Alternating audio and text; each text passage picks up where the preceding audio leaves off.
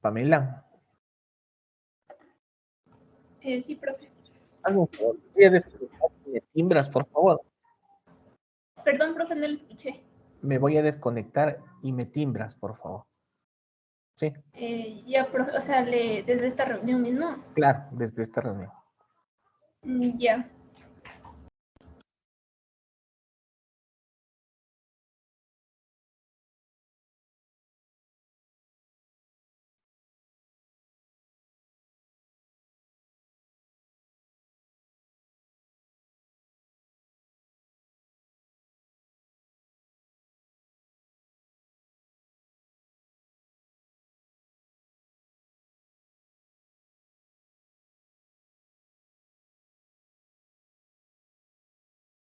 Gracias, Pam. Ya, profe.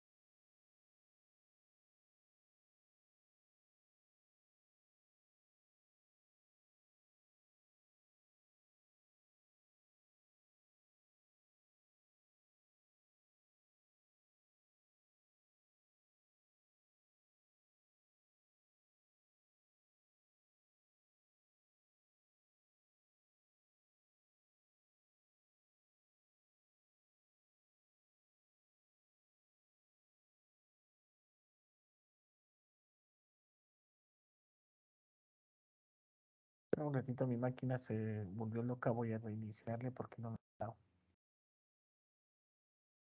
presentación.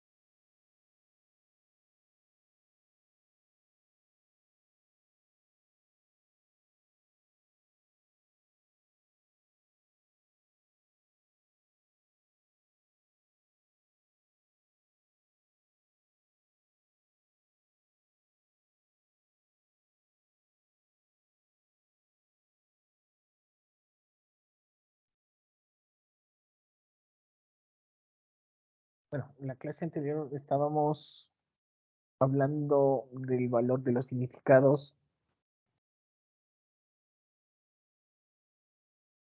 De los significados.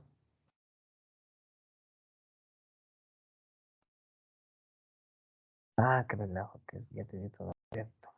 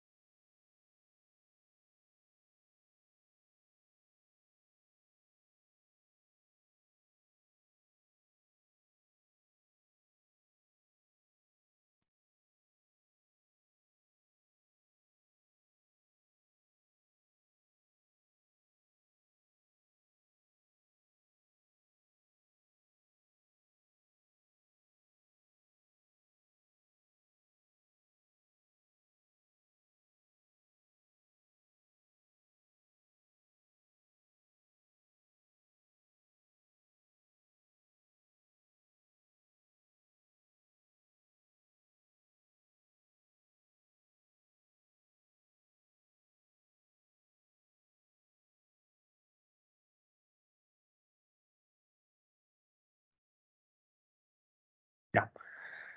Entonces, la clase anterior estábamos hablando que, bueno, teníamos acá estaba el esquema, ¿no? Lo genérico, lo no genérico, y lo no genérico primero nace de una forma de habitar, ¿cierto? Estamos claros. Y una forma de habitar es una asignación de significados, significados. Pero a pesar de esto, claro, entonces esto hace el producto de una forma de habitar, el producto de lo que sería el refugio, la arquitectura, sería un producto único e irrepetible. Ahí su particularidad. Entonces, cuando hablamos de arquitectura, hablamos de podemos ver a través de la arquitectura, la representación o la arquitectura representa una forma de habitar. Entonces, es cultura y es arte, significados. He ahí la profundidad de nuestro quehacer. Ustedes están aprendiendo herramientas para generar escenarios. Lo que ustedes tienen que descubrir es cómo en función de qué formas de habitar generamos los escenarios. Cuando nosotros tenemos estas plantitas, son es un juego de configuración espacial de un arquitecto que se llama Aldo Van Eyck. Aldo Van Eyck. Entonces aquí vemos una configuración de espacios.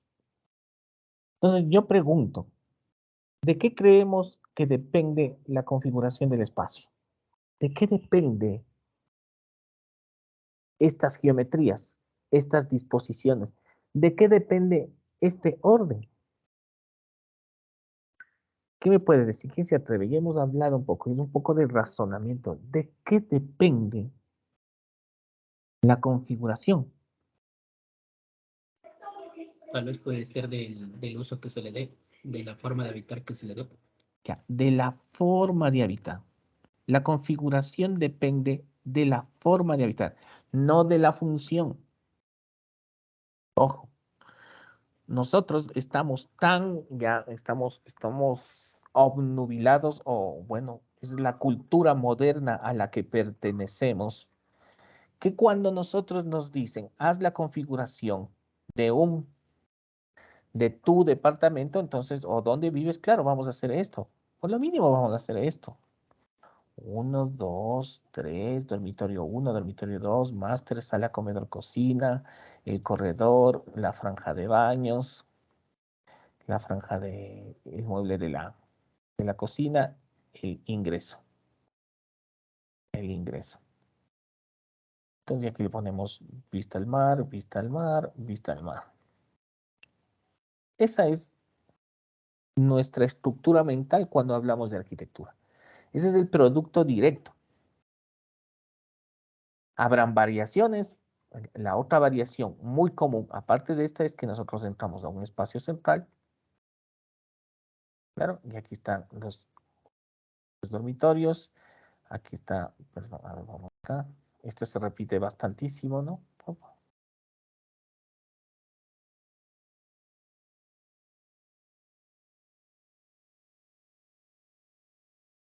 Y esto. Acá, puerta aquí, puerta acá, puerta acá, puerta acá, puerta acá. Eso es. Entonces, esa es una estructura ya definida. Es un orden establecido. Ahora siempre nosotros nos hacemos una pregunta. ¿De qué dependen estas organizaciones? Ya tenemos una respuesta. ¿De qué depende esta organización? De una forma de habitar. De una forma de habitar determinada. De nuestras formas de habitar. Esto para nosotros ya es conocido. Ya tiene un significado. No podemos salirnos de estos parámetros porque ya nuestros escenarios con ciertas pequeñas diferencias, pero es común a todos. Es común a todos. Entonces, esta generalidad, porque estas son generalidades, entonces, esto es una generalidad, se reproduce. Nosotros vivimos, el siglo XX es la época de la reproductibilidad, o sea, con la revolución en serie y lo que acoge el movimiento moderno, el movimiento, ojo que esto es pregunta de examen, ¿no? La arquitectura moderna lo que hace es asumir ciertos productos de la revolución industrial como la producción en serie. Entonces, en serie, la producción en serie pasa hacia la arquitectura, ¿no? Y claro, ¿quién asume esa responsabilidad? Claro, ahí viene Le Corbusier y dice, no, es la máquina de habitar. Y luego vienen los condensadores sociales de los soviéticos, que son las multifamiliares. Entonces, todas estas arquitecturas que se desarrollan en serie parten de una generalidad establecida a un orden, una simplificación del modo de habitar que se ajusta a la vida moderna. Esta es una generalidad. Claro, y nosotros siempre vamos a tener ese problema. ¿Cómo hago las cosas diferentes? Porque esa es la pregunta. ¿Cómo hago una casa diferente? Entonces, es asumir esas posibles variantes en función de las particularidades de cada familia. Esta es una generalidad. Por ejemplo, en proyectos, estábamos hablando con una compañera suya, dice, no, claro, nosotros no utilizamos el comedor, nosotros comemos en el patio. Entonces, cuando ya dices eso, se rompe ese esquema dado por la definición de estos espacios, de estos cuartos, ¿no? Cuarto para dormir, cuarto para estudiar, cuarto para comer. Entonces, se rompe ese esquema. Y claro, cuando alguien dice, yo como afuera, ¿ah? Esa unidad se rompe y es otra configuración. El cerebro, el arquitecto, dice, ¿cómo puedo yo organizar un espacio donde el comedor, si seguimos utilizando esa palabra terrible, sea un exterior? Y no estamos hablando de función, estamos hablando de configuración, porque aquí vuelvo, insisto, no es primero la forma y luego la función, o primero la función y luego la forma, no, es algo equívoco. El proceso proyectual el proceso proyectual es una explosión donde están todas las variables. Por ejemplo, a sus compañeros de noveno, les estoy haciendo que recuperen o que entienden que el proceso proyectual no se da por partes. Ustedes están aprendiendo en proyectos a hacer un proyecto, valga la redundancia, por partes. Primero la esquemita, luego el lugar, unas fotitos y luego, claro, nos vamos acostumbrando, es que yo ya hice falta una clase. No, es que vamos haciendo las cosas por partes. Eso es por pedagogía.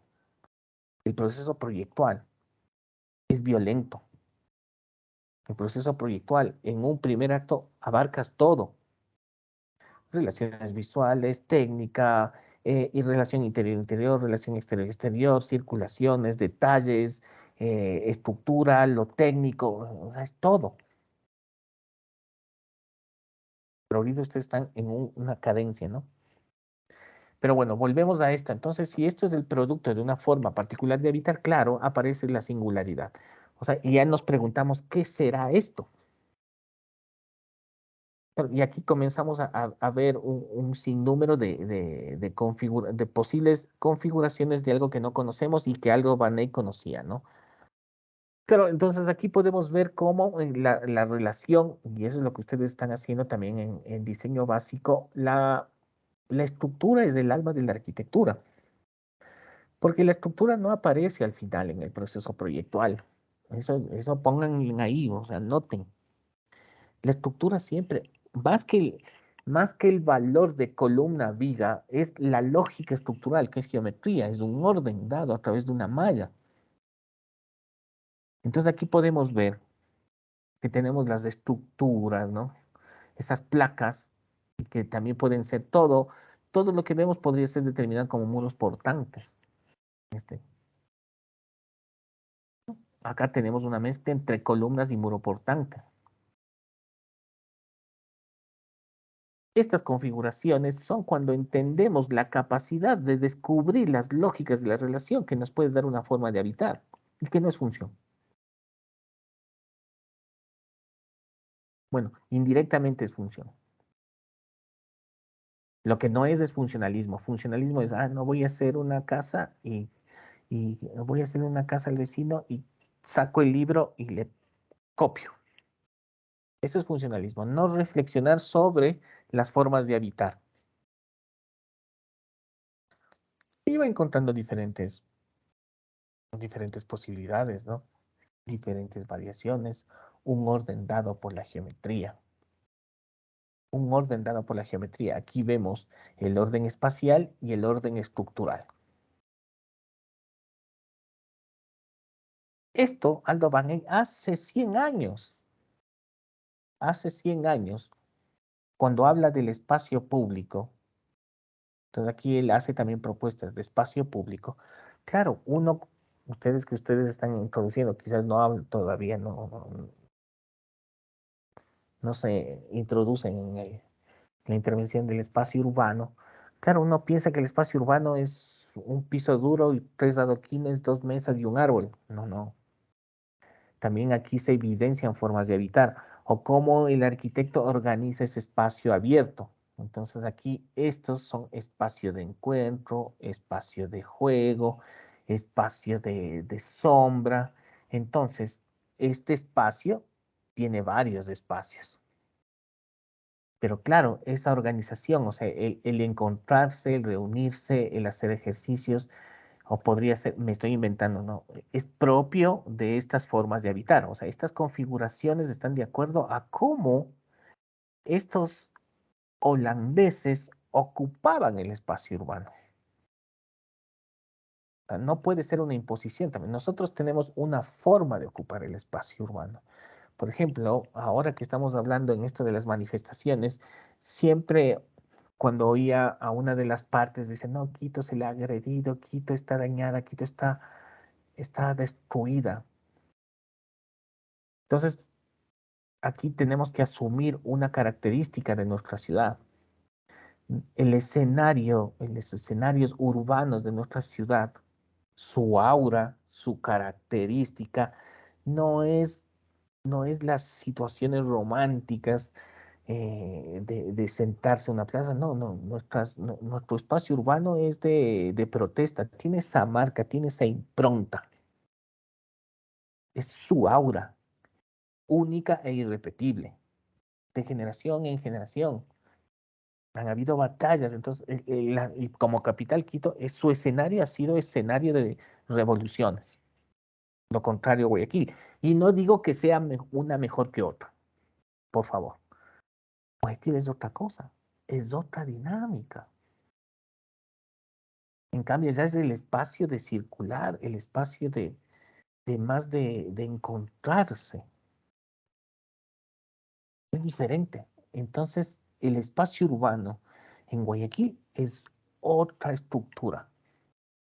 Entonces, el arquitecto da otras respuestas espaciales.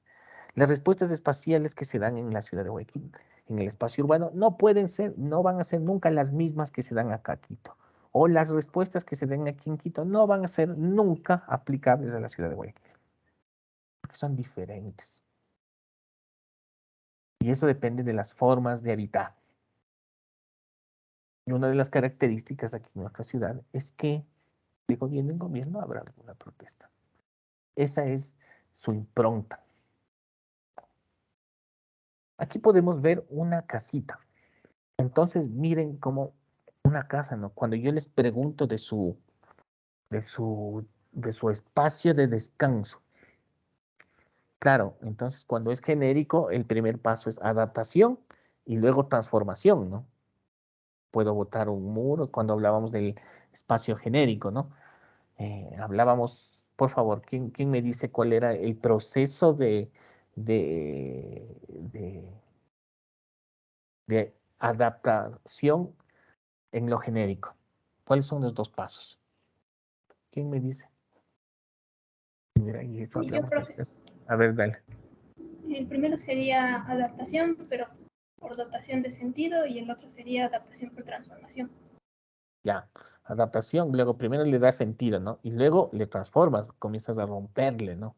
Y eso es muy diferente a flexibilidad, porque en proyectos de ustedes deben estar entendiendo, no, es que este espacio tiene que ser flexible. Entonces, un espacio flexible es aquel en que puede una misma actividad darse de diferente manera. Por ejemplo, un dormitorio. La flexibilidad es cómo esa misma actividad puede darse de diferente manera. O sea, cómo le cambio la posición de la cama, o sea, cómo cambio los muebles, cómo el orden dado en ese espacio o esa actividad que es el dormir puede darse de diferentes maneras. Flexibilidad. Reversibilidad. Reversibilidad es que que ese espacio cambie de actividad. Ojo, ¿no? Pero ¿qué pasa en ese proceso? En lo flexible y lo reversible. Que la unidad se mantiene. Esa unidad no se rompe. Cuando hablamos de procesos de adaptación, claro, es una dotación de sentido y luego hablamos de transformación, es decir, se rompe. Rompemos muro, abrimos esto, ¿no? Entonces ahí la forma de habitar está rompiendo para adaptarse. Acá, en esta imagen, por favor, Pamela, 2 puntos, ponte. Entonces aquí, aquí dices una casita, claro, pero cuando nosotros vemos esta casita, porque dice aquí, es un plan de la casa Somolo. Y luego quiero que hagan ese ejercicio en sus mentes, digan, no, mira, mi organización, ¿cómo la rompe, no? Esa organización del corredor, dormitorio, no, mira acá, tienes el ingreso, llegas a un espacio, y este espacio te lleva a otro espacio, y este otro espacio, y luego tenemos este espacio amorfo, que no es necesariamente un corredor, sino es un espacio que se abre, se cierra, se abre y va enlazando a otros espacios. Claro, entonces, este espacio central, podría decir alguien, no, está totalmente oscuro porque no tiene, quizás es abierto. Entonces, es una configuración que depende de esas formas de habitar. O sea, la singularidad aparece cuando entendemos una forma de habitar. Mientras tanto, debemos afrontar lo genérico. También lo genérico puede ser afrontado, o sea, lo que tenemos que darnos cuenta es que cuando hacemos genérico y cuando hacemos no genérico. Lo genérico es cuando no tenemos un usuario definido. Lo no genérico es cuando tenemos un usuario definido. Cuando tenemos un usuario definido, le estamos haciendo un traje a la medida. Entonces, esta casita es como hacer un traje a la medida para una familia concreta y definida. Y no estamos hablando de función meramente. Estamos hablando de función, estructura, espacio, figura, escenario, todo al mismo tiempo. No es que aparece una figurita por ahí y luego la metemos a la actividad. No, no. todo va apareciendo al mismo tiempo. Y claro, todo esto tiene una relación con la técnica. Todo lo que nosotros dibujamos, esto es otra cosa, todo lo que nosotros dibujamos es espacio y es estructura.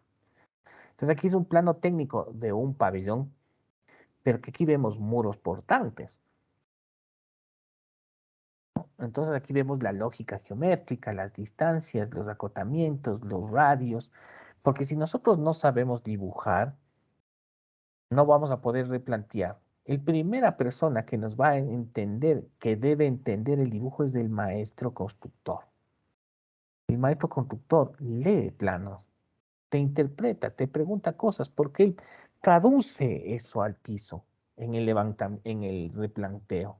Si nosotros no sabemos dibujar y dar las lógicas geométricas precisas, también ese sueño se puede ir al suelo. Este es un proyecto de Campo Baeza, ¿no? Este es una galería, una guardería, pero aquí vemos cómo aquí tenemos un recinto y dentro de ese recinto varias aulas. Entonces, imaginémonos cómo relaciona esos conceptos. ¿Se acuerdan? Aula, pórtico, recinto. Esos conceptos potentes, sobre todo el de aula, ¿no?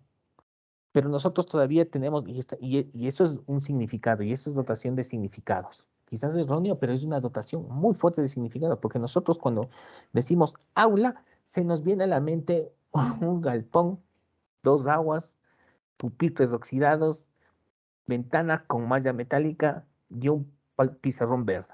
Se acabó el lío. Ese es un aula para nosotros. Pero cuando leemos el concepto, aula es un espacio introspectivo. El aula es un espacio que niega su relación con el entorno. El aula es un espacio en el cual se busca la luz.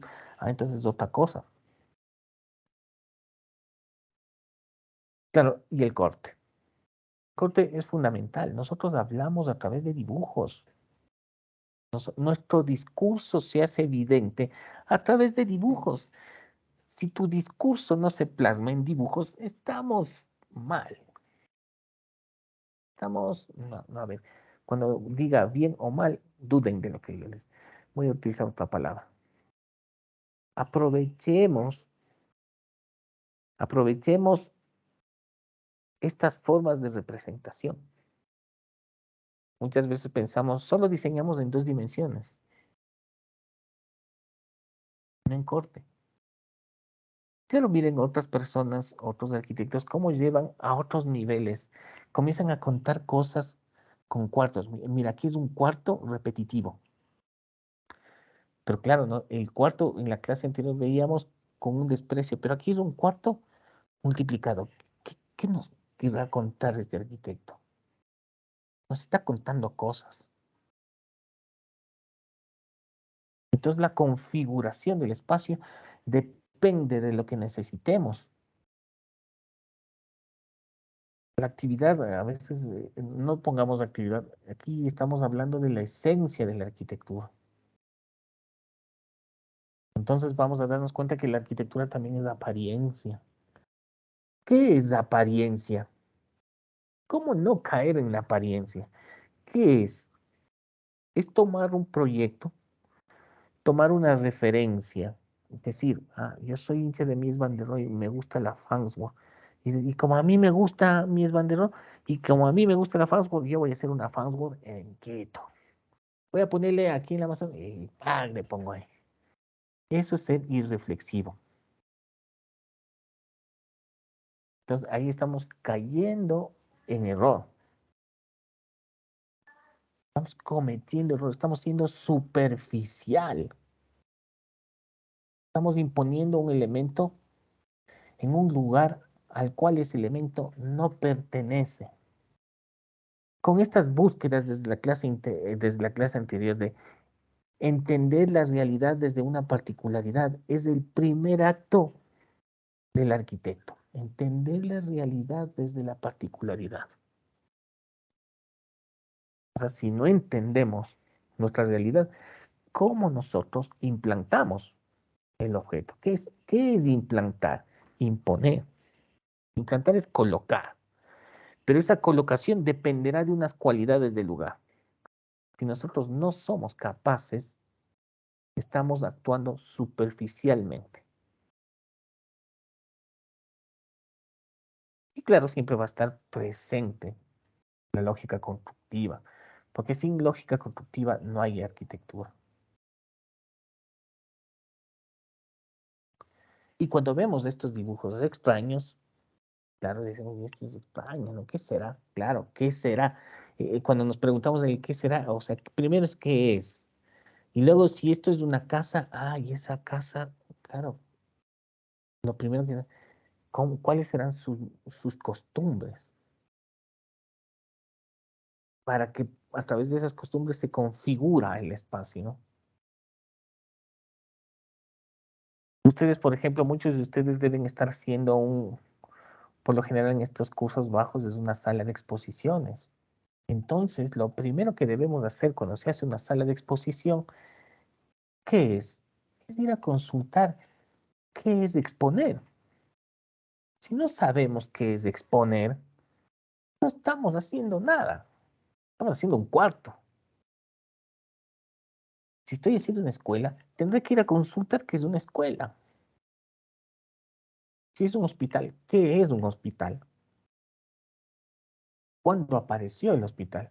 No solo ir a revisar un hospital, el Andrade Marín, sino a ver cuál es la historia, cómo han sido sus modificaciones, cuáles son sus características. Entonces aquí pongo esto porque aquí depende de esto. Estos son unos esquemas de unos curadores, que son estas personas que se dedican a hacer exposiciones y a hacer crítica de las exposiciones. Claro, aquí hay dos maneras de exponer. Una es atravesar los espacios y mira, claro, está hablando de circulaciones o en zigzag. Claro, entonces alguien nos dice, esa es la estructura de circulación, no de configuración, solo te dice cómo circular. Pero si el arquitecto no entiende esto, ¿cómo va a ser una sala de exposiciones? El principal error del arquitecto cuando se habla de exposiciones es que piensa que es un espacio abierto. No, también se definen espacios. Y eso también se toma como una forma de entender la exposición. Pero nosotros estamos obnubilados también, porque nosotros pensamos muchas veces que la arquitectura, sobre todo cuando hablamos de vivienda, es un objeto. Uno. ¿Por qué? Yo creo que esto es un deber, Pamela, para la próxima clase, deber para el próximo martes. Ustedes van a decir verdades que estoy aprendiendo. Una primera verdad es, la arquitectura tiene que ser franca, ¿sí? ¿Cuál es lo opuesto a la arquitectura franca? La arquitectura mentirosa, una arquitectura que nos engañe, que juegue con nuestra percepción. ¿Ah? No digo que la otra no sirva, sino que es la otra posibilidad. No quedémonos con verdades absolutas, sino que también hay la otra posibilidad, tan válida como esta. Que la casa es una unidad. No. Entonces la casa pueden ser varias unidades. Entonces la casa puede ser varias unidades.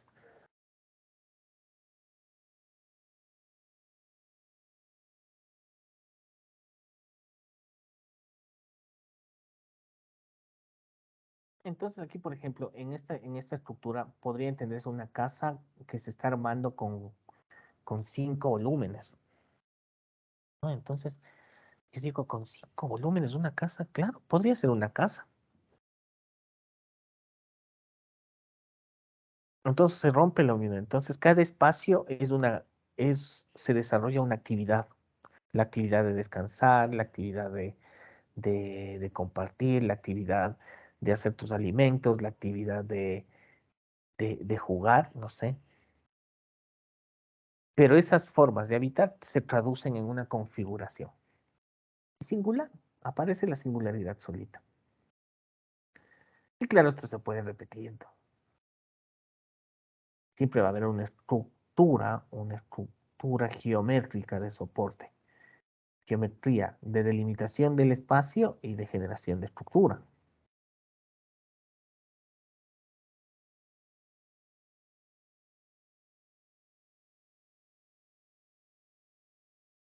Entonces ustedes están en esas pinceladas.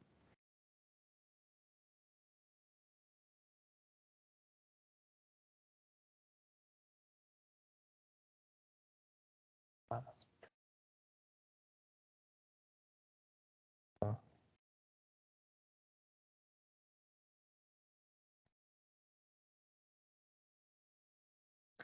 Entonces estábamos hablando en la arquitectura de la construcción. Entonces, antes de hablar de la arquitectura de la construcción, hemos definido qué es aula, pórtico y recinto. El aula, pórtico y recinto son la arquitectura de la arquitectura. Entonces, aula, pórtico y recinto, arquitectura de la arquitectura, son arquitecturas o espacios comunes a diferentes culturas. El patio o recinto están en diferentes culturas alrededor del mundo, en diferentes periodos, separados por milenios, cercanos, separados por pocos años,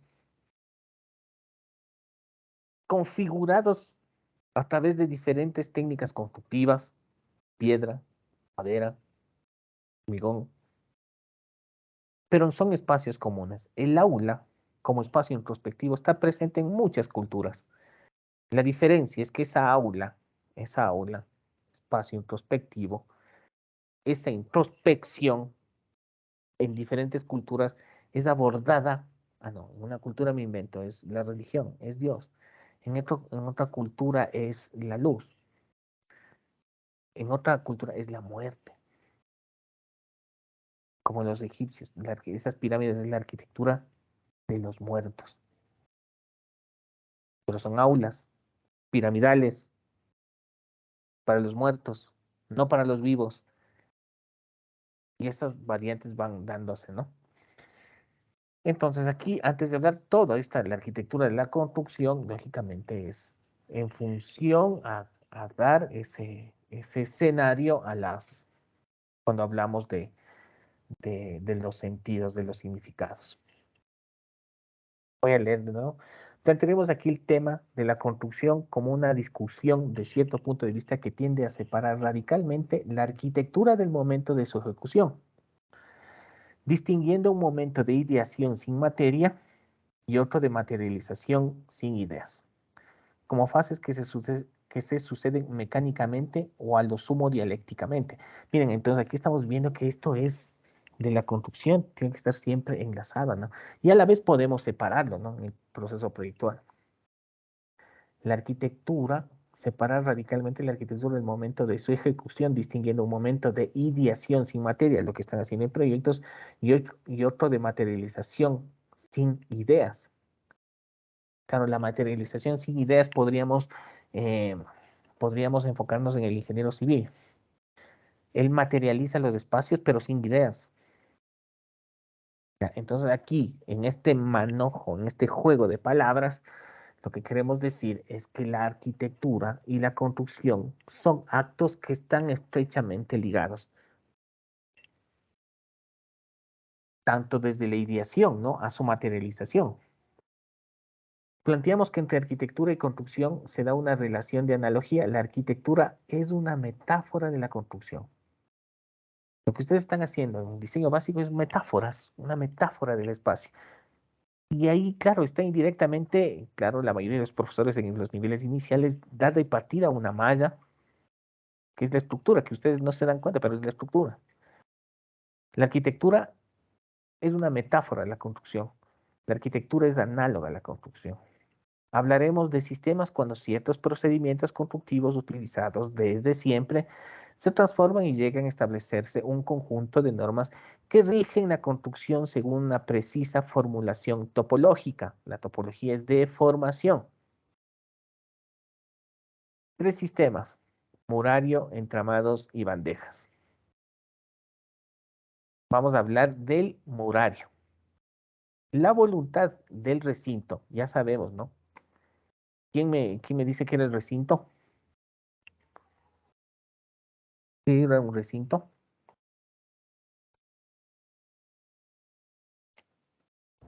Yo le puedo decir, profe. Ok. Pamela, otra vez. Sí, o sea, Ya. establece una relación con el entorno, pero de forma vertical. ¿Y en horizontal qué pasa? En horizontal, no, o sea, no hay. No hay. A ver, para los compañeros que están despistados, que, bueno, generalmente sí, somos en los primeros años, los primeros semestres, no paramos bola nada. Pero bueno, el aula, el pórtico, los que entienden ya hablamos del pórtico y el recinto. Voy a hacer un recinto perforado en el suelo.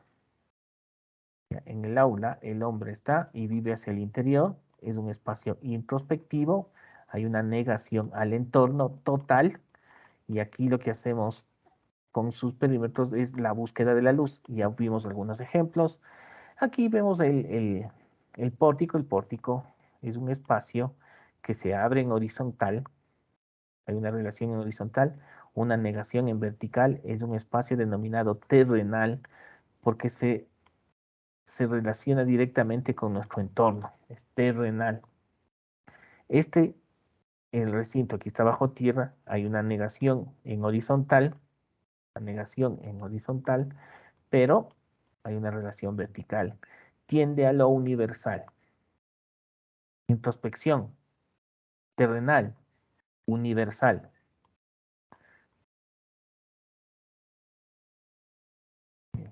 Introspección, espacio terrenal, espacio universal. El espacio de introspección, un espacio de negación total.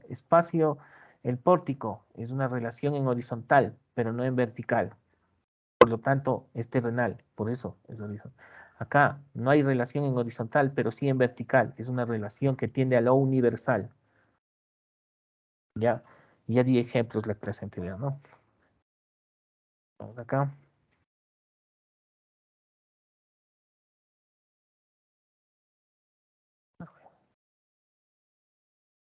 Ya. La voluntad del recinto. Entonces, si dice la voluntad del recinto, es la voluntad de una relación que tiende a lo universal, que digo, a, a lo infinito más que universal, ¿no? Porque nos vamos a confundir con estos conceptos comunes, ¿no? Que al infinito, a lo inconmensurable, que no es un espacio terrenal. La voluntad del recinto caracteriza al sistema que llamaremos murario. Entonces, no solo es los muros, sino que hace recintos. O sea, ¿qué te dice? Que estas estructuras, que estas construcciones que nacen del muro, tienen como punto de partida al recinto. ¿Y qué es el recinto? Un espacio que tiende a lo inconmensurable, que supera a los límites de lo terrenal. ¿Ah? ¿Qué significado, no? La aparición del muro como elemento constructivo es antiquísima y universal, cosa que podremos decir también de los elementos que constituyen los otros sistemas de los cuales hablaremos. Pero como ya dijimos, nos interesa hablar de los elementos en cuanto a tales, sino de su aptitud para identificar y construir una determinada orientación del espacio. A ver, estamos construyendo una orientación del espacio. Estamos construyendo a partir de una cualidad espacial. No solo es el sistema murario, muros portantes, ciclopios, sino, estamos haciendo a través de muros, pero la unidad de concepción de este espacio es el recinto, que tiene una cualidad espacial. En la arquitectura cuya base es el sistema murario, la planta es una figura fundacional y decisiva. Lo primero que se traza al empezar la ejecución y lo que persiste como huella arqueológica. Miren la potencia, ¿no? La planta es una figura fundacional y decisiva. Lo primero que se traza al empezar la ejecución y lo que persiste en el tiempo. Lo que persiste en el tiempo como huella arqueológica. Sobre esta directriz se eleva la construcción muraria hasta un momento en que se detiene y se culmina.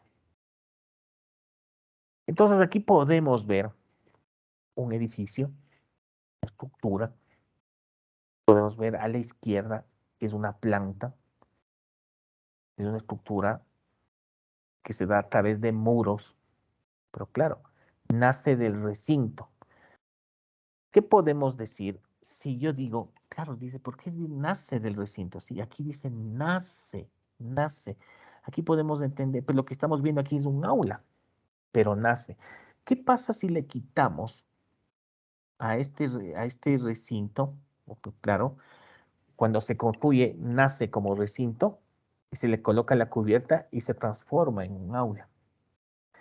Y claro, aquí podemos ver eso de se transforma en un aula, porque aquí está este espacio que ya vemos que está en penumbra, que ya vemos que es un espacio que se vive hacia el interior, se siente en la imagen. Pero ¿qué pasa si esa introspección se rompe cuando se quita la cubierta? Cambia de cualidad espacial el espacio, cambia de cualidad espacial el espacio, valga la redundancia. Entonces, aquí viene una primera relación, ¿no? Siempre cuando hablamos de patios decimos, no, cuando le colocamos una cubierta al patio, eso es un patio cubierto. No, no, no. No hay patios cubiertos, no hay recintos cubiertos. Cuando a un recinto le colocas una cubierta, se transforma en un aula. O cuando a un aula le quitas la cubierta, se transforma en un recinto y cambia radicalmente sus cualidades. Entonces aquí tenemos estos recintos, este es un aula sumamente famosa, claro, pero que nace de la lógica del recinto. Cuando nosotros podemos ver acá, me voy a llevar esta.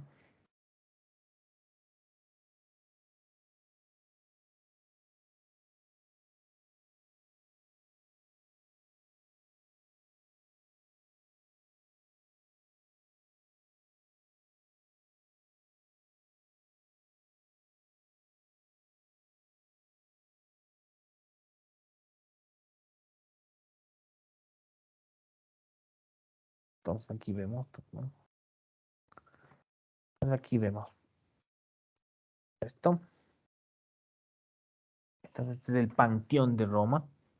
Entonces si tenemos aquí tenemos la planta circular. Entonces estos edificios siempre van a nacer de la planta. Claro, y se levantan, cuando dice se levantan los muros, ¿no? Pero ¿qué pasa en un primer inicio, en un proceso de construcción? No hay la cubierta, hay esto. Entonces lo primero que aparece es un recinto descubierto. Entonces aquí hay una cualidad espacial, ¿no? Aquí hay una cualidad espacial. Pero luego viene y arranca desde el remate de muros la cúpula.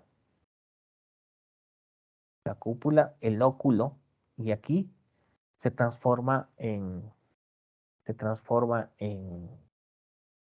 aula.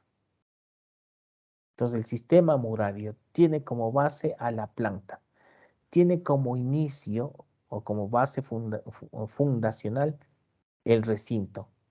Y el recinto y estos recintos en un momento se transformarán en aulas y otros quedarán como recintos. Entonces, a partir del muro nacerá un conjunto donde habrá una combinación entre aulas y recintos, llenos y vacíos. No, para aquí.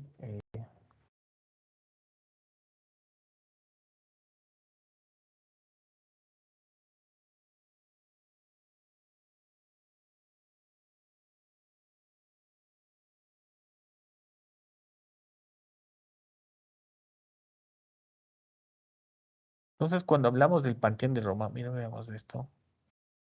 Lo que más llama la atención del panteón o lo que interesa, la cualidad de este espacio, es la luz. Es un aula y hay muchos trabajos como este que analizan, que analizan cómo la luz se mueve en este espacio. Es un espacio introspectivo, se vive hacia el interior.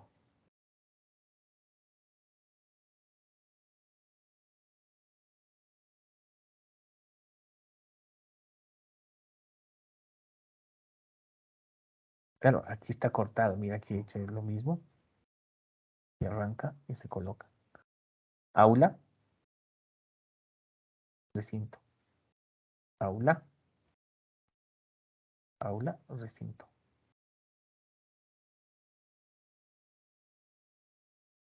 Y como podemos ver aquí, es un espacio que se vive en el interior y aquí es la planta fundacional, que es un recinto que en su proceso constructivo nace como recinto y remata como aula.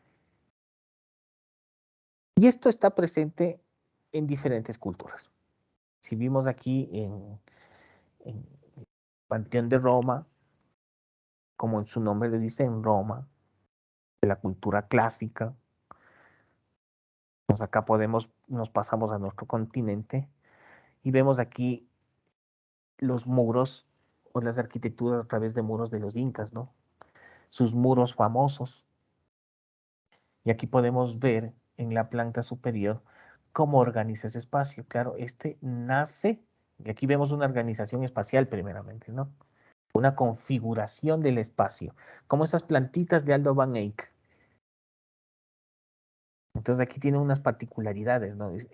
Son uno, dos, tres. Podría ser aquí un cuarto espacio organizado a través de un espacio en el medio, ¿no? Una cruz. Eso es un recinto, son elementos que nacen como recintos. Claro, estos. Y luego se cubren y se vuelven en aulas.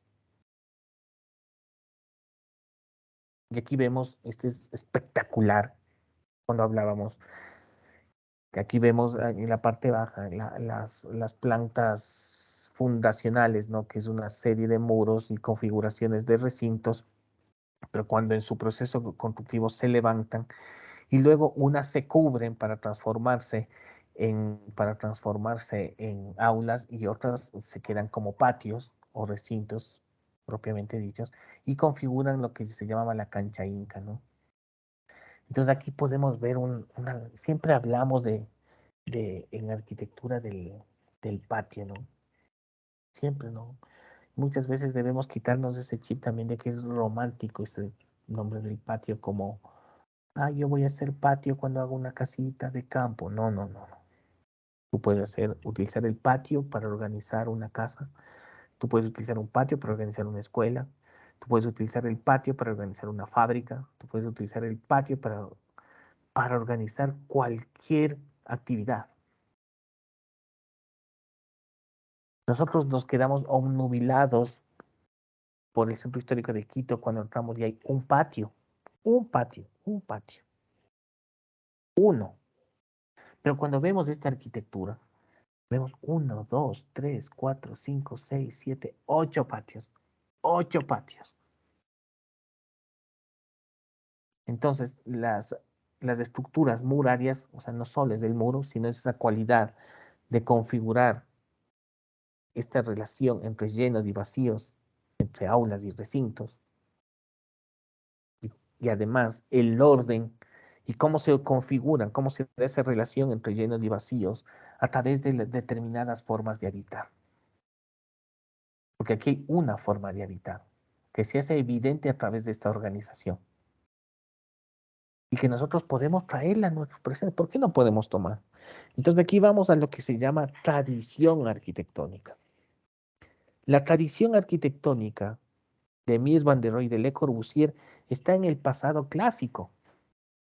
Por ejemplo, a Mies van der Rohe se le dice el más clásico de los clásicos, porque en su arquitectura está oculta o está presente el espíritu de los templos de Grecia y Roma.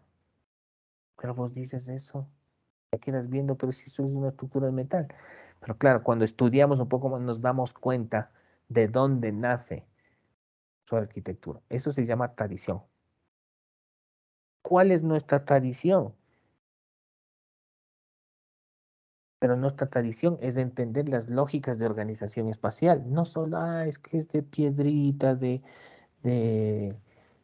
¿cómo es? De pajita, de maderita. No solo es de eso. Es como este conglomerado humano organizaron sus espacios, sus formas de habitar. Entonces aquí no está un inca y el holograma de un inca diciéndonos lo que es, no, sino que a través de su arquitectura entendimos sus formas de habitar. Por eso la arquitectura es cultura. Y esto no es caduco, esto puedes tomarlo, reinterpretarlo.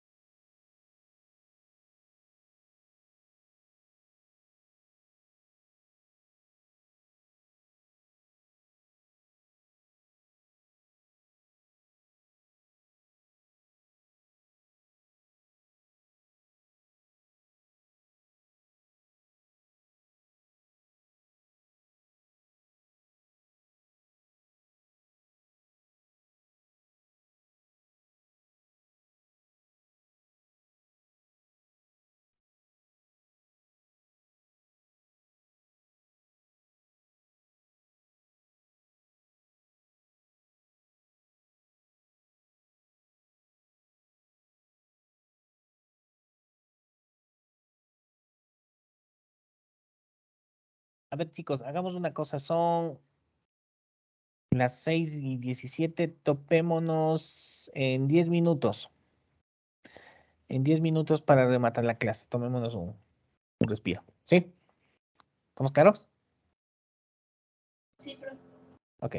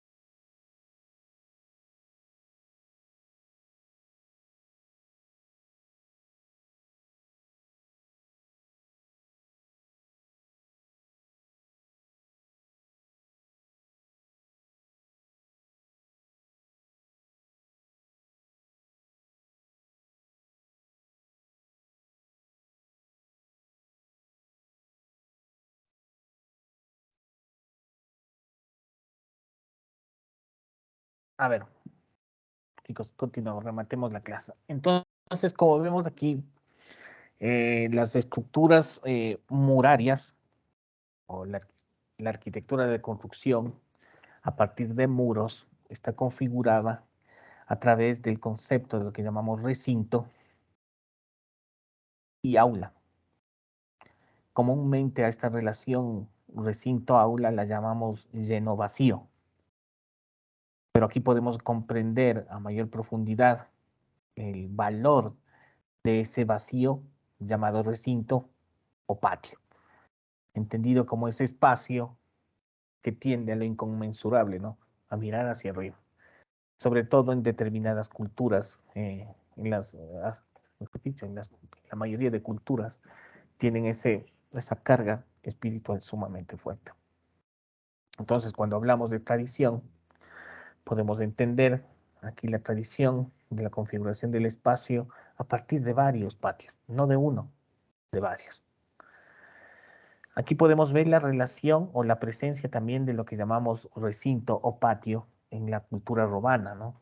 Entonces aquí vemos geográficamente son culturas sumamente alejadas, tanto en distancia y también en tiempo. Aquí podemos ver la casa romana, esta es la casa inca, la casa romana.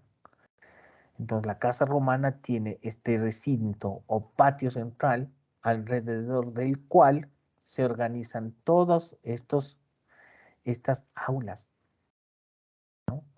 Y claro, es un paso, ¿no? La calle, transición, patio, transición y otro patio final. Entonces aquí tenemos dos patios. Pero cuando hacemos una comparación de cualidades y simplemente y a la simple vista, la casa inca o la cancha inca tiene cualidades superiores, ¿no? Esa organización a través no de un patio, a través de ocho patios, entendidas inclusive estas esquinas como espacios previos, espacios de transición.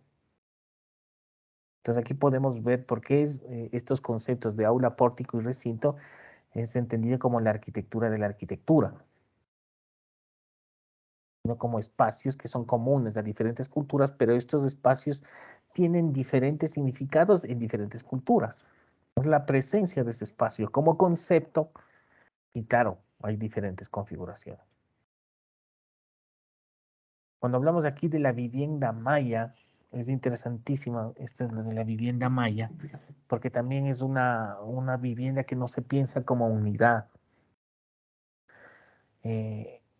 Por ejemplo, aquí tenemos cómo estas viviendas crecen y crecen en la medida que crece la familia. ¿A qué me refiero?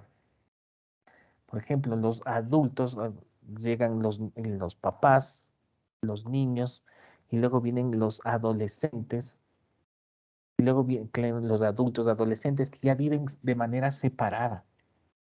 O sea, es como decir, los que viven aquí, en este bloque, están a punto de salir del núcleo familiar. Entonces, esta organización se da en función a una forma de habitar. Inclusive ya ni se relaciona este bloque. Entonces, es un miembro de la familia que está a punto de formar otra familia, es decir, que va a salir de la familia. Entonces, depende de qué. Entonces, aquí hay el concepto de aula, como ustedes lo ven. O sea, lógicamente nace del recinto, se transforma en un aula con la cubierta y su configuración y su orden depende a esa forma de habitar. Entonces, tenemos diferentes formas de habitar y esas formas de habitar hacen a estas arquitecturas particulares, únicas e irrepetibles. Aquí seguimos, ¿no? Esta es la vivienda romana, entonces aquí vemos los patios y cómo cuando hablamos de arquitectura hablamos de una organización, de un orden en función de ciertos elementos. Por ejemplo, nuestra forma de habitar moderna es un orden en función de la circulación, pero muchas veces a ese corredor lo despreciamos. ¿Qué tal si ese corredor lo entendemos como un elemento articulador? Así como acá el patio es el elemento articulador. Todo se arma en función del patio.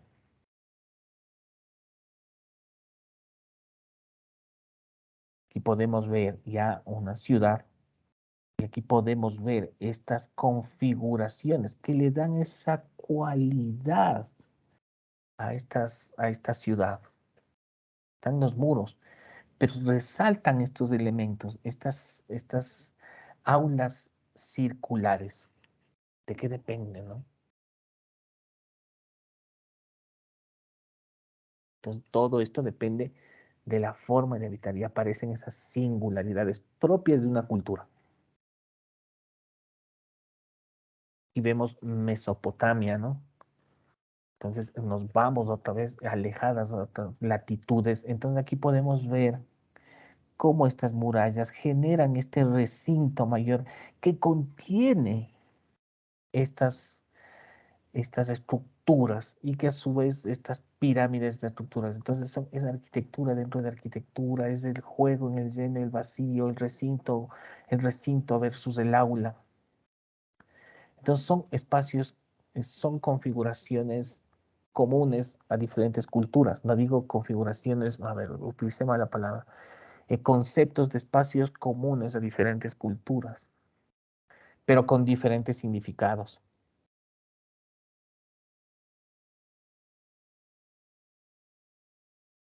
Y aquí está la presencia del muro, pero aquí es el muro, el muro como generador de aula y recinto.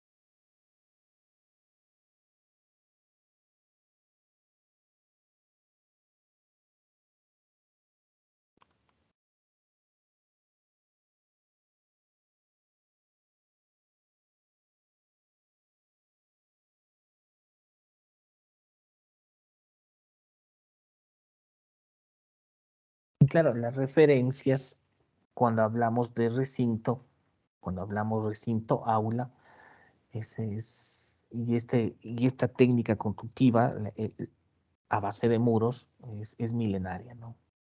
Y es común a diferentes periodos. Por eso la arquitectura, cuando analizamos arquitectura, no debe ser un proceso lineal, sino tampoco debe ver solo al futuro cuando hablamos de referencias, porque, por ejemplo, en proyectos de ustedes están siempre la referencia, el profesor te da una referencia, revisa este arquitecto.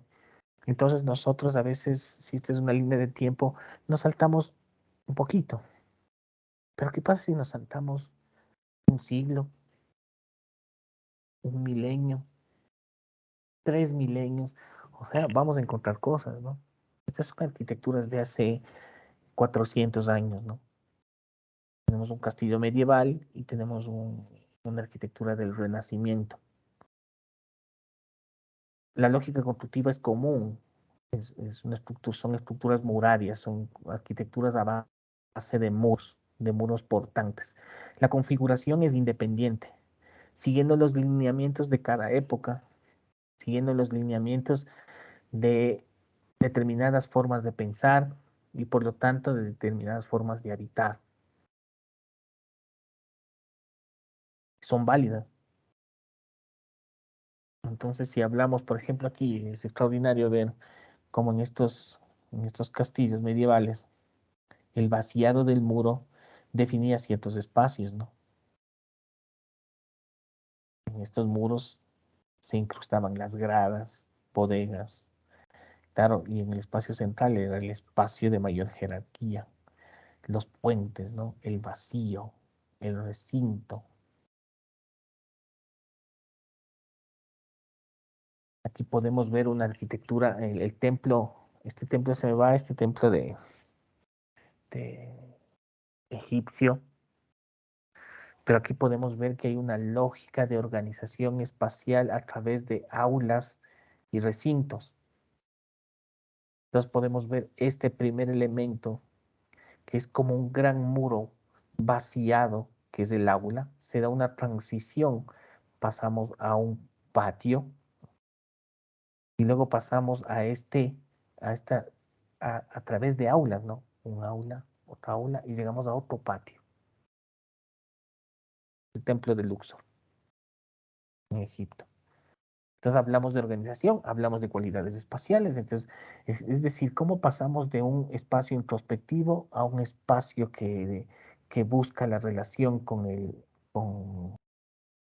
lo conmensurable, con el universo, cómo pasamos a un espacio terrenal, es decir, no solo es que pasas de una caja a un patio y a un pórtico, no, no pasas de un espacio con una determinada cualidad a un espacio con otra cualidad. Y encontramos un orden. Entonces aquí vemos estas arquitecturas que aquí se separan quizás por unos 300 años, con esta arquitectura que se separará un milenio al menos. Y aquí tenemos estas arquitecturas también, ¿no? Se va estas de Mesopotamia también, ¿no? Siempre está presente este elemento organizador, ese patio, ¿no? Y claro, en estas arquitecturas se repite esa organización que muchas veces nos han dicho, ¿no? Que no se debe, para llegar a este espacio, no se debe pasar a través de otro espacio, ¿no? Para llegar a este espacio, desde el patio, tengo que atravesar este espacio.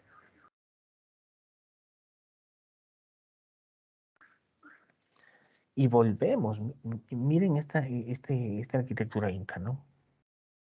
Entonces, estos ya es, como decir, son equipamientos, pero mira la fuerza que tiene este recinto, el recinto 1 o el patio 1 o el recinto 2. Entonces, la organización de estas arquitecturas, la organización de estas ciudades se da a través de los vacíos. Y los vacíos son los patios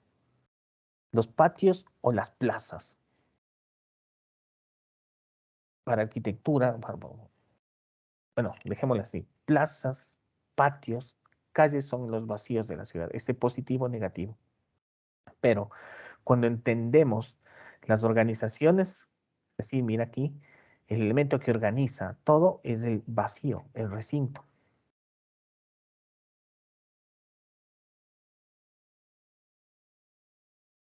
Cuando vemos aquí, así mismo los incas, ¿qué vemos en el centro? Vemos las famosas canchas. ¿Y qué es la cancha? Es un recinto, es un espacio abierto.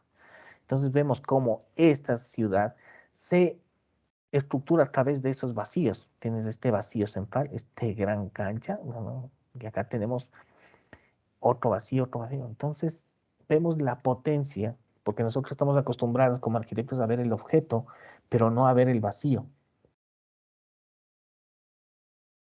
Y cuando hacemos ciudad, y cuando les toque hacer ciudad, cuando hagan un proyecto urbano, lo único que hacemos es calles. Y tenemos en nuestra tradición la presencia del vacío, la presencia del recinto. Y si nos venimos acá a este tiempo, o sea, claro, sobre todo en Europa, cuando venimos aquí, este es Mario Botes, un arquitecto italiano, siglo XX, todavía sigue vivo, si no me equivoco. Claro, aquí vemos una estructura muraria. Él no dice eso es antiguo, sino que por eso los europeos tienen esa capacidad de su tradición, de aceptar su tradición, que es Grecia y Roma, ¿no? El mundo clásico. ¿Cuál es nuestra tradición? Hay que regresar a ver a nuestra realidad, a nuestro continente, pero sin ojos románticos. No, ay, qué lindo el pasado, qué lindas estas arquitecturas, qué lindas estas arqueologías, estas ruinas. Cuando nos vamos de viaje, nos tomamos una foto y nos olvidamos. No, hay que tener esta capacidad que tienen estos arquitectos. Tenemos que aprender cómo ellos miran, no lo que ellos hacen. Entonces son capaces de mirar a su pasado y tomar lo que les interesa.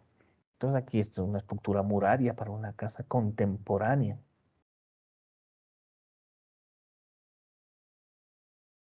¿Y por qué tiene esa organización? En función a las formas de habitar. Pero esto ya es unas formas de habitar modernas, ¿no? El orden lógico de las operaciones de la construcción establece los tres actos principales: traza de los cimientos o basamento en la tierra, crecimiento y formación del cuerpo, es decir, los muros, y remate o cubrición del recinto para la conversión del recinto en aula. El esquema es antropomórfico, erecto, con pies, cuerpo y cabeza. Y de aquí nace esa lógica de entender la arquitectura en tres partes, ¿no? Es antropomórfico. Pies, cuerpo, cabeza. Esas tres partes, pies, cuerpo, cabeza.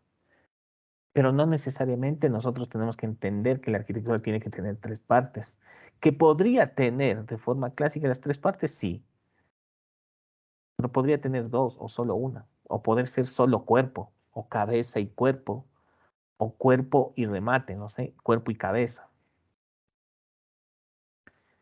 El esquema antropomórfico con pies, cuerpo y cabeza se corresponde con el esquema tripartito de la arquitectura tradicional.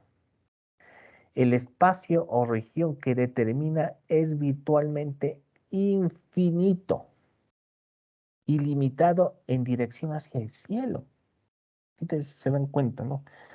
Nosotros ahorita estamos, a veces, bueno, ustedes todavía no, pero sus compañeros cuando ya comienzan a adentrarse en la facultad, comienzan a perder ese lado subjetivo, esa capacidad de soñar. Entonces podemos tener aquí, claro, podemos decir, aquí están los cimientos, los pies, los muros, el cuerpo y el remate es la cabeza. Cuando le quitamos la cubierta, claro, nos queda este espacio, que es un recinto, que en sí podría ser un espacio, no debería ser entendido como algo incompleto, no, aparece el recinto como cualidad espacial, como aquel espacio que se relaciona con lo inconmensurable.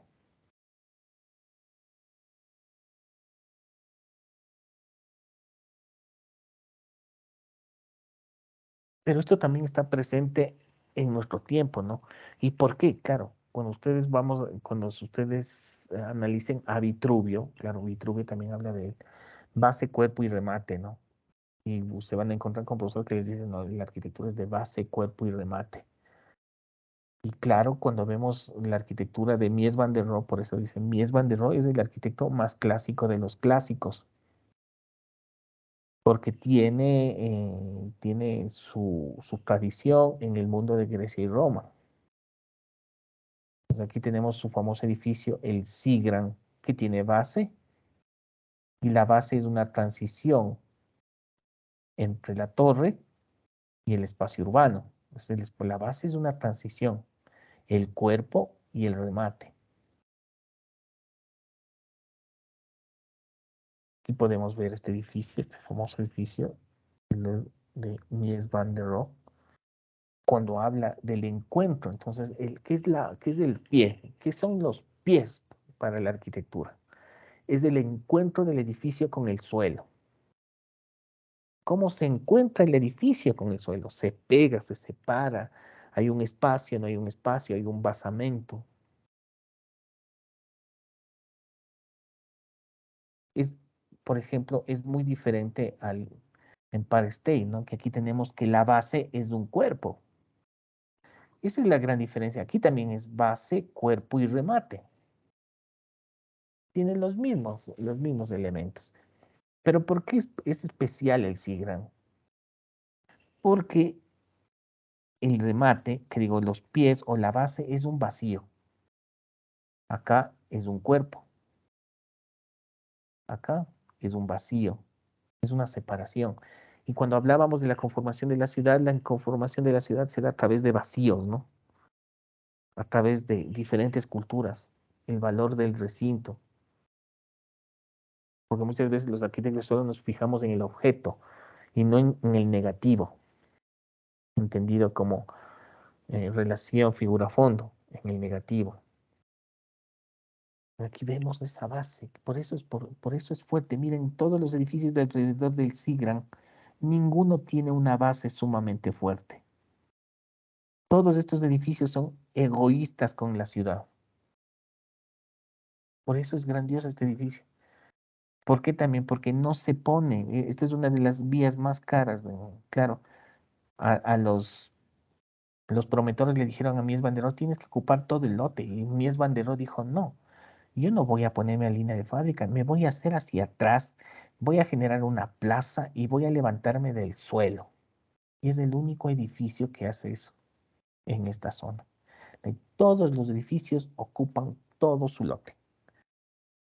Ningún edificio da espacio urbano.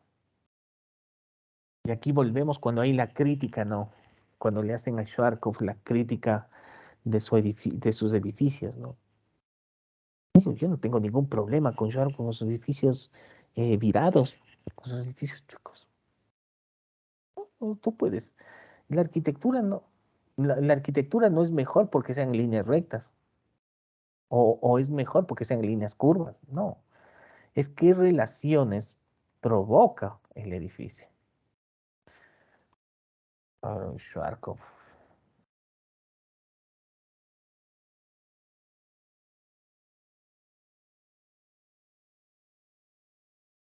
Entonces vamos a iniciar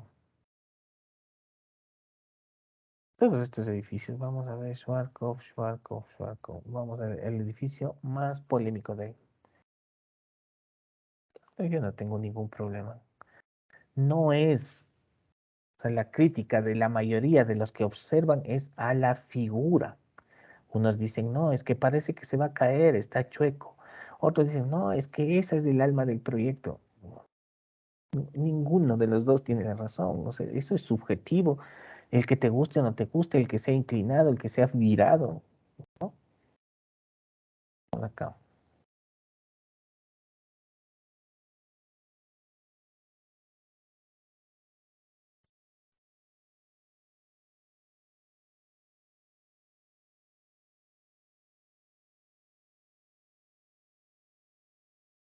Para levantar esta clase, ¿no?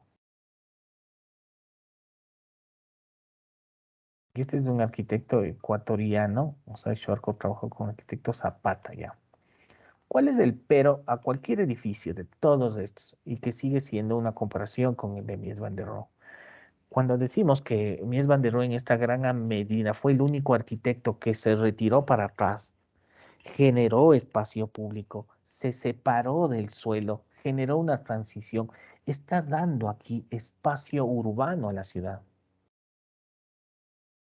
Y cabe mencionar que este edificio en cuestión de ganancias, o sea, en el mundo inmobiliario, él recuperó y creo que sobrepasó las expectativas, a pesar de que no ocupó el 100% de su lote. Aquí tenemos este edificio de Schwarzkopf, independientemente de cómo sea, puede estar virado, inclinado, no, pero es el encuentro con el suelo. ¿Cómo es la planta baja de este edificio? ¿Cómo este edificio se relaciona con la ciudad? Este edificio no tiene una adecuada relación con la ciudad. Si le hubieran corregido la planta baja, es decir, cómo se relaciona, porque tiene aquí una gran vereda, ¿no? Entonces apenas tiene un ingreso pequeño, no, o sea, no hay ese diálogo estrecho con la ciudad. Ese quizás es el error, independientemente de que es chueco o virado. Tenemos este edificio que está acá atrás. Cuando ustedes se han ido aquí, creo que hay un centro comercial, hay una transición, hay unos aporticados, hay una transición entre lo público y lo privado, hay algo. Ninguno de los edificios de las Naciones Unidas tiene una adecuada transición. Ninguno. Entonces, por eso este edificio es una caja que cualquiera le puede ver, porque a veces a la mirada no educada siempre dice, mi bandero es aburrido, es una caja. ¿Qué caja? Pero es una caja maravillosa que da espacio urbano a la ciudad. Y aquí también el otro edificio icónico, claro, claro, cuya base es una caja.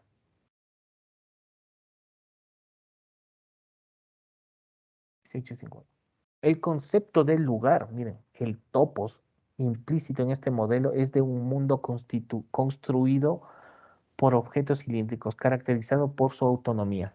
Verdaderos universos que dirigen su espacio verticalmente desde la tierra al cielo. Verdaderos universos. Esto, ¿no? Universos. Aquí miren el aula. Y estas aulas, cuando hablamos de introspección, de búsqueda de la luz, está presente en las arquitecturas de estas milenarias, ¿no? Aquí en Egipto. Cuando veíamos a Chillida, siglo XX, y cuando vemos estas arquitecturas construidas hace cientos de años, claro, aquí podemos ver cómo estos arquitectos muchas veces quizás no se, no se fijaban en los subjetivos. O sea, cuando viajan a ver la ruina, miren, este juego de luz, voy a llevarme este juego de luz para hacer mis obras.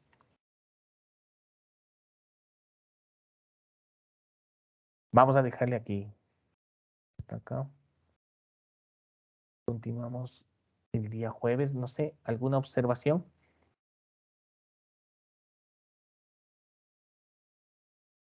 Melanie, Abigail, Ande, profe. ¿cómo estás? ¿Qué opinas de esta reunión? Profe, yo más me centré en lo que usted decía del edificio de Mies van der Rohe, que solo es una caja. O sea, yo no, más bien no le veía como una caja. Y también lo de las críticas al edificio que es medio virado, pero como usted decía, está en el suelo y cuenta. Entonces creo que eso es lo que me llamó más la atención de esta clase. Lo último. ¿Cómo en el suelo? ¿Qué cuenta? No entendí O esa sea, parte. de lo que usted está construyendo, en lo que está justo en el piso, eso es como una construcción, pero o sea, nadie tiene como que el derecho de decir está chueco, o está recto, o está mal construido. ¿No? Ese Sí, no edificio, por ejemplo, la crítica a ese edificio es que no hay un buen encuentro entre edificio-suelo, y si no hay un encuentro adecuado entre el edificio y el suelo, entre la base y la ciudad. Es la parte maravillosa del edificio de Mies van der Rohe, que se hace para atrás, genera plaza, se separa del piso. Claro, entonces tenemos que ir a hablar.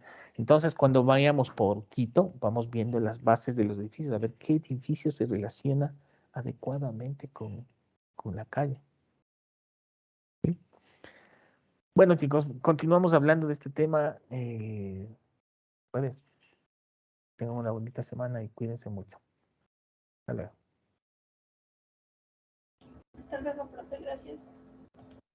Que pasen bien. Hasta luego. Hasta luego, profe. Hasta luego, profe.